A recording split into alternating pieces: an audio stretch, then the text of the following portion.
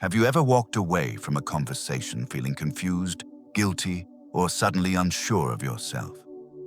Not because you were wrong, but because something shifted inside you. Manipulation rarely sounds aggressive. It sounds calm, reasonable, even caring. Most liars don't control you by shouting or threatening. They control you by asking the right questions. Questions designed to make you doubt your instincts. Questions that turn your boundaries into overreactions. Questions that quietly move power from your hands into theirs. If you're a man who values self-control, clarity, and respect, this is dangerous territory. Because once you start explaining your emotions to people acting in bad faith, you've already lost the frame. Stoic philosophy was never about being passive or silent.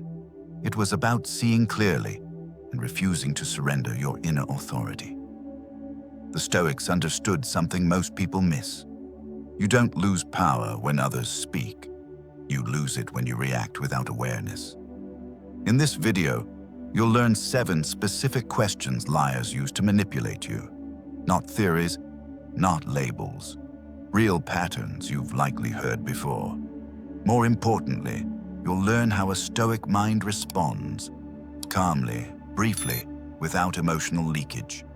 No arguing, no defending your worth, no losing yourself in someone else's game. This is not about winning conversations. It's about keeping your mind ungoverned. And once you see these questions clearly, they lose their grip forever. Questions. 1. Why are you so sensitive? This question shows up everywhere in a man's life. In relationships, when you point out disrespect. At work, when you push back on unfair treatment. Even among friends, when a joke crosses a line. It's often delivered calmly, with a half smile, as if it's a reasonable observation. On the surface, it sounds rational. It pretends to be neutral feedback, almost helpful. The implication is subtle. A stronger man wouldn't react this way. If you were more composed, more masculine, more disciplined, this wouldn't bother you. That framing is exactly why the question works. But beneath that calm tone is gaslighting. The focus quietly shifts away from what happened and onto you. Your reaction becomes the problem, not their behavior. Instead of addressing the boundary that was crossed, you're put on trial for feeling anything at all. This is how responsibility disappears without ever being denied. The real mechanism here is self-doubt. Once you start questioning whether your reaction is too much, clarity collapses. You replay the moment, minimize your instincts, and soften your stance. Over time, this trains you to override your own judgment before anyone else has to. That is the hidden transfer of power. From a Stoic perspective, this trap is easy to miss, but simple to dismantle. As Epictetus taught, emotions are not facts, but they are signals. They tell you that something touched your values, your boundaries, or your sense of order. The mistake is not feeling. The mistake is surrendering the authority to interpret that feeling. No one else gets to decide what matters inside your mind. A Stoic man does not argue about his emotions. He doesn't defend them, explain them, or justify them. He understands that over-explaining is a form of submission. The moment you start proving that your reaction is valid, you've accepted their frame, and their frame is designed for you to lose. The correct response is calm, brief, and unmoved. You do not escalate, but you also do not retreat. You acknowledge what you observed without emotional leakage. Silence, a short clarification, or a firm boundary is often enough. Clarity, not intensity, is what breaks manipulation. When you stop taking this question personally, it loses all force. It becomes what it always was, a test. Not of your sensitivity, but of your self-command. And once you pass that test, the conversation shifts permanently. Because a man who trusts his own judgment cannot be easily controlled. Question 2, don't you trust me? This question appears most often where trust already matters. in romantic relationships when transparency is missing, in the workplace when decisions are rushed or unclear, in business right before you're asked to agree without full information. It sounds personal, but its real target is your sense of duty. On the surface, it feels like a request for connection. The tone suggests closeness, loyalty, and emotional bonding. You're meant to feel that trust should be automatic between good people. For responsible men, this triggers an instinct to reassure and restore harmony. That instinct is exactly what makes the question effective. What's actually happening is a quiet boundary swap. A reasonable question or hesitation is reframed as a character flaw. Instead of discussing facts, timelines, or actions, the focus shifts to your loyalty. You're no longer evaluating the situation. You're defending your integrity. This is how emotional obligation replaces clear judgment. The deeper mechanism here is guilt.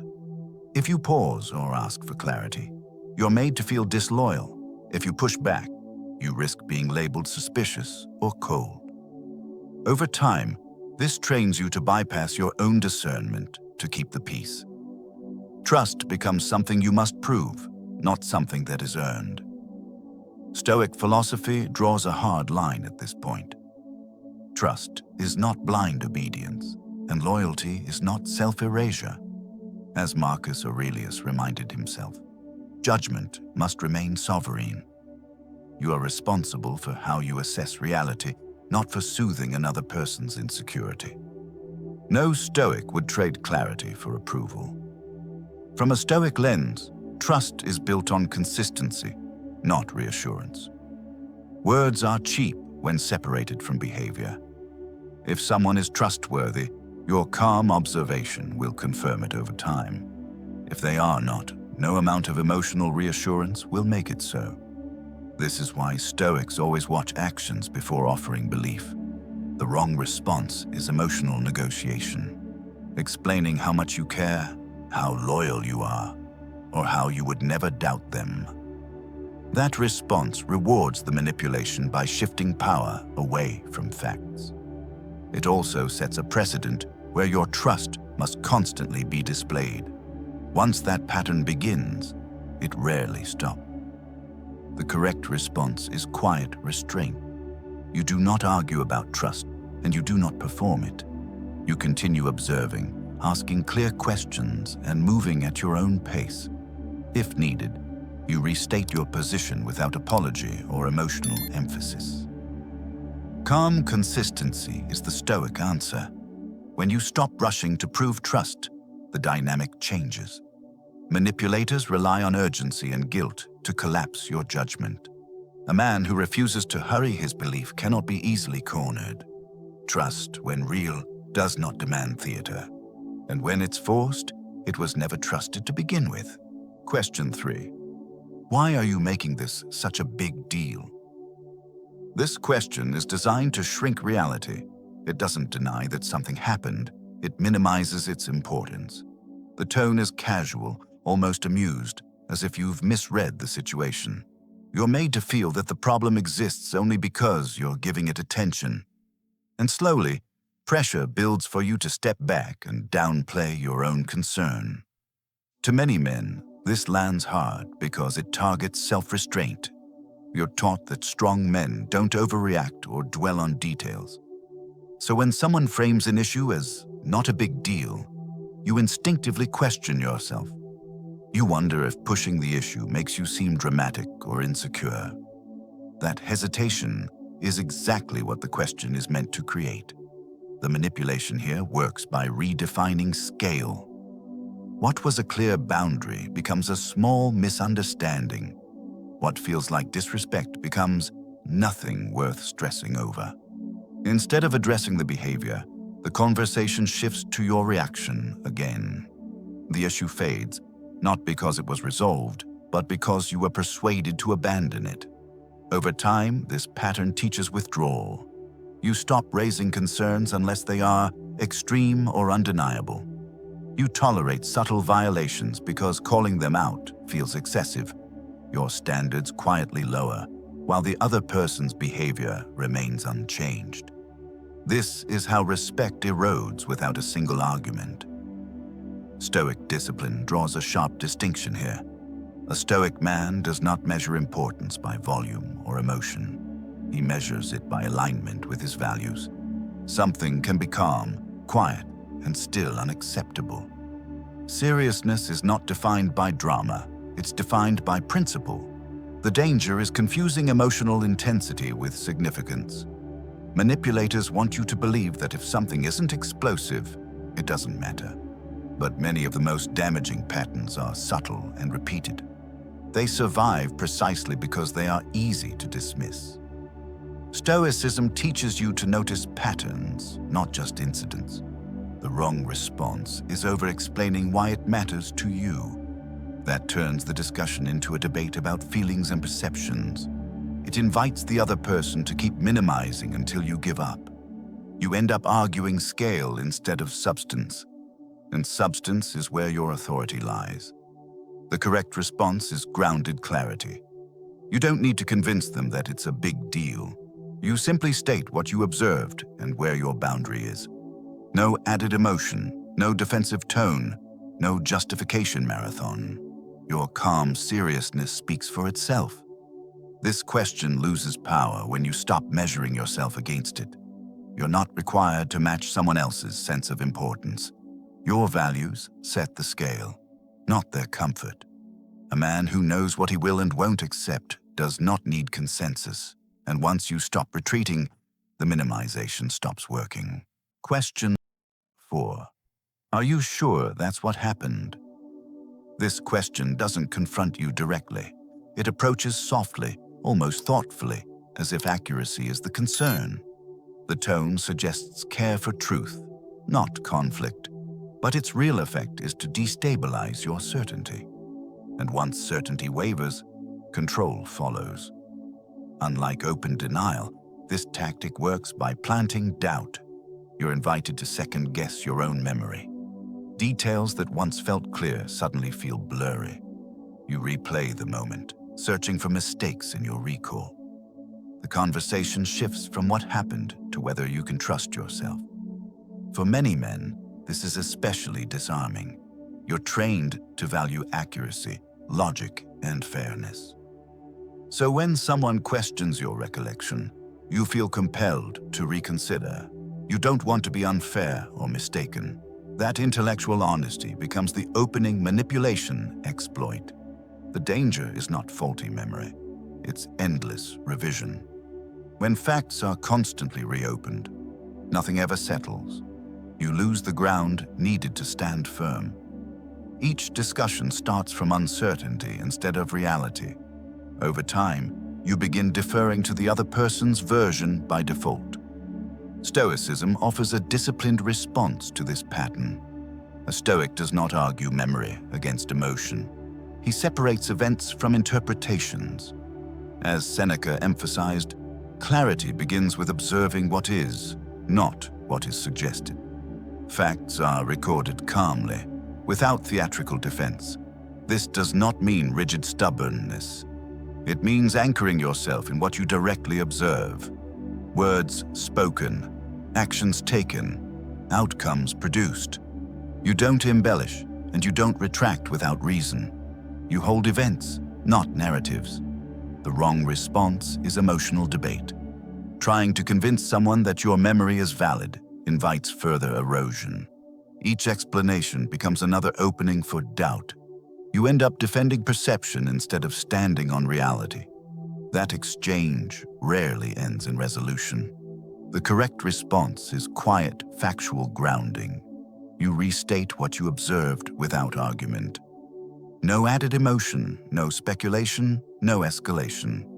If disagreement persists, you stop revisiting the past and adjust future boundaries. Stoicism teaches that clarity is proven through action, not persuasion. A manipulator relies on confusion to keep leverage. A Stoic man removes that leverage by staying anchored. He does not chase agreements in the past. He decides how he will move forward based on what he knows, and once forward motion begins, Memory games lose their power. When you stop negotiating reality, the dynamic shifts. People either adapt to your clarity or reveal their intentions. In both cases, you regain control of your mind. Certainty does not require volume, only steadiness. And steadiness is something no question can take from you. Question 5. What do you want me to do about it? This question sounds cooperative, almost reasonable. It appears after you've raised a concern or named a problem. The tone suggests openness, as if they're waiting for guidance. But beneath that surface is a subtle refusal to take responsibility. It shifts the burden of resolution onto you. What's really happening is performed helplessly. By asking what you want them to do, they avoid owning what they should change. The issue is reframed as unclear expectations rather than their behavior. You're pushed into the role of manager, teacher, or negotiator, and the original responsibility quietly dissolves. For many men, this triggers problem-solving mode. You start outlining steps, compromises, or explanations. You try to be fair, precise, and constructive, but the more you instruct, the less accountable they become. Your clarity becomes their escape. The manipulation works because it feels reasonable. After all, communication is supposed to be clear, right? But clarity is not the same as direction. You're not required to script someone else's integrity. Responsibility that must be coached is rarely sincere. From a Stoic perspective, this is where boundaries matter more than outcomes. As Epictetus taught, your concern is what you control, not what others choose to do. You cannot force correction, growth, or understanding. You can only decide what you will accept and how you will respond. That is where your power lives. The wrong response is negotiation disguised as cooperation. Explaining what you want them to do invites endless debate. Each suggestion becomes another point to resist or reinterpret. Soon, the conversation is about logistics instead of accountability, and nothing fundamentally changes. The Stoic response is simpler and firmer. You do not demand that they fix themselves. You state your boundary and the consequence of crossing it, not as a threat, but as a fact. Then you follow through calmly. This approach removes the illusion of helplessness. They no longer get to pretend they don't know what to do. Your standards are clear without being instructional. Their choices remain theirs, along with the outcomes. You step out of the role of fixer. When you stop trying to engineer someone else's behavior, clarity returns. People who respect you will adjust without drama. Those who don't will reveal themselves through repetition. In both cases, you gain information instead of frustration. That is a Stoic win. This question loses its grip when you refuse the premise. You're not asking them to act. You are deciding how you will. Your boundaries do not require consensus. They require consistency. And consistency, practiced calmly, ends manipulation faster than any argument. Question 6. Can't you take a joke? This question almost always arrives after a boundary has already been crossed. A comment lands that feels disrespectful, dismissive, or subtly humiliating. When you react, even calmly, the response is immediate and familiar. Suddenly, the issue isn't what was said, but your inability to take a joke. The offense is rewritten as humor, and you are cast as the problem. What makes this tactic effective is its social cover. Humor is culturally protected, especially among men. You're expected to be thick-skinned, unfazed, and able to laugh things off. Objecting risks being labeled uptight, insecure, or socially awkward. Manipulation hides comfortably behind the expectation of toughness. The insult itself is rarely obvious. It's often framed as teasing, sarcasm, or just messing around. That ambiguity gives the speaker plausible deniability. If challenged, they can retreat behind intent instead of impact. And intent is impossible to prove or disprove at the moment. This is where many men hesitate. You sense the disrespect, but you don't want to overreact. You don't want to escalate or look emotional. So you swallow it, force a smile, or let it slide. Each time you do, the boundary weakens. Over time, the pattern becomes clear. The jokes keep targeting the same vulnerabilities.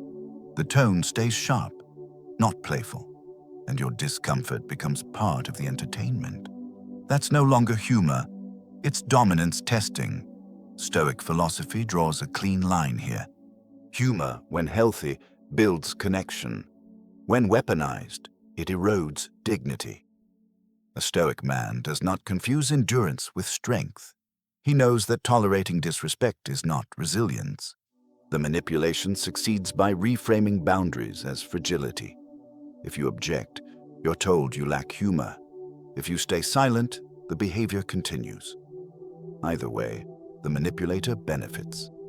This is a false dilemma designed to trap you. The wrong response is emotional defense. Explaining why the joke hurt invites further mockery. Laughing it off teaches them it works. Matching sarcasm escalates the game on their terms. All of these reactions keep you inside their frame. The Stoic response is neither defensive nor aggressive. It is calm and precise. You name the boundary without justifying it. Sometimes that's a brief statement. Sometimes it's a change in behavior. What matters is consistency, not confrontation. You don't need to accuse them of bad intentions. You don't need to demand an apology. You simply remove permission. The joke stops landing because the reaction it depended on disappears. Silence, distance, or a firm redirect often says enough. A Stoic understands that not every challenge requires a reply. Some require a shift in access. When someone uses humor to undermine you, they lose the privilege of closeness. That adjustment happens quietly, without announcement, and it's usually felt immediately. This question loses power when humor no longer bypasses your standards. You stop arguing about whether it was just a joke. You judge it by its pattern and effect. Respect doesn't need laughter to survive, and a man who protects his boundaries doesn't need to prove he's tough. In the end, true confidence doesn't come from enduring disrespect. It comes from knowing what you will not tolerate. Humor should never require self-betrayal. When it does, it's no longer humor. It's a test. And a Stoic man does not fail the same test twice. Question 7. Why can't you just let it go? This question often arrives at the end of a long cycle. The issue has been raised, minimized, joked about, and reframed. No responsibility has been taken, yet the pressure now shifts onto you. You're asked to move on, not because things are resolved, but because it's uncomfortable to keep them visible. What sounds like peace is often just avoidance dressed as wisdom. For many men, this question hits a moral nerve. You've been taught that strength means restraint and forgiveness. Holding on is framed as weakness, bitterness, or pride. So you're encouraged to be the bigger man without any correction taking place. The cost of harmony is placed entirely on your shoulders. The manipulation here is subtle but powerful. Letting go is demanded before clarity, accountability, or change. The past is declared irrelevant while its effects continue. You're asked to abandon your judgment so others can avoid consequences. Peace is offered, but only if you surrender your standards. Stoic philosophy makes a critical distinction that most people miss. Letting go does not mean ignoring reality. As Marcus Aurelius wrote, tranquility comes from aligning with truth, not suppressing it. You cannot release what you have not fully seen and understood. Anything let go prematurely will return as resentment or self-doubt. A Stoic man does not cling to anger, but he also does not erase memories to make others comfortable. He observes what happened, notes the pattern, and decides how to proceed. Forgiveness, if it comes, is a private outcome, not a public performance. It follows clarity, not pressure. The danger of this question is internal confusion. If you force yourself to move on while something still feels unresolved, tension builds. You start questioning your instincts again. You feel calm on the surface, but unsettled underneath. That inner split is the opposite of Stoic peace. The wrong response is emotional justification. Explaining why you can't let it go invites debate about timing and tone. You're pulled into defending your need for resolution. That keeps the focus on your feelings instead of their actions, and the cycle quietly resets.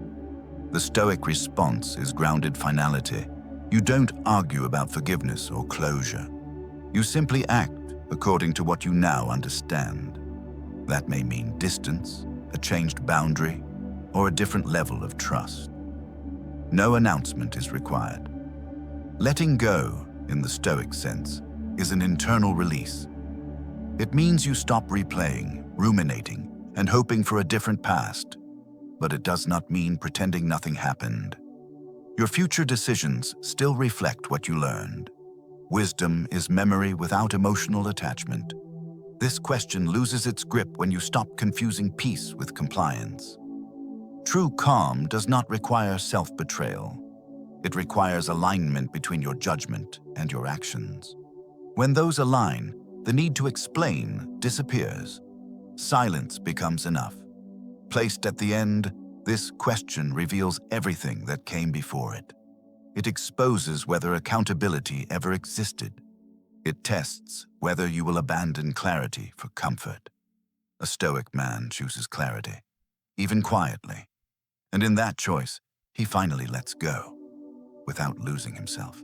You've just walked through 7 questions liars use to manipulate you, not to communicate, not to understand, but to control how you react, how you doubt yourself, and how you slowly give up ground. Each question had a different tone: concern, humor, loyalty, reason, but they all shared the same goal: to pull your attention away from reality and into confusion.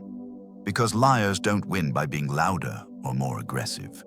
They win when you lose clarity, and clarity is where your power lives. Stoic philosophy was never about arguing better or proving others wrong. It was about mastering the one thing no one can take from you: your response. When you stop reacting on command, manipulation has nothing to work with. When you stop explaining your boundaries, they start to hold. And when you trust your judgment, these questions lose their grip. Now, this only works if you practice it. First, pause before you respond. A single moment of stillness breaks the emotional momentum they rely on. Second, observe patterns instead of listening to words. One question means nothing. Repetition means everything. Third, keep your responses short, calm, and boundaried. You don't need to be convinced. You only need to be consistent. This is how Stoics protect their mind in everyday life. Not through force, not through silence, but through clarity, restraint, and self-command. If one of these questions felt uncomfortably familiar, you're not alone. Leave a comment with the one you've heard the most. Awareness is the first step to freedom. And if you want to go deeper into Stoic self-mastery, consider subscribing. Everything on this channel is built to help you stay grounded in a world that constantly tests your reactions. Thank you for spending this time here. In the next video, we'll go deeper into how Stoics protect their mind in a world full of manipulation.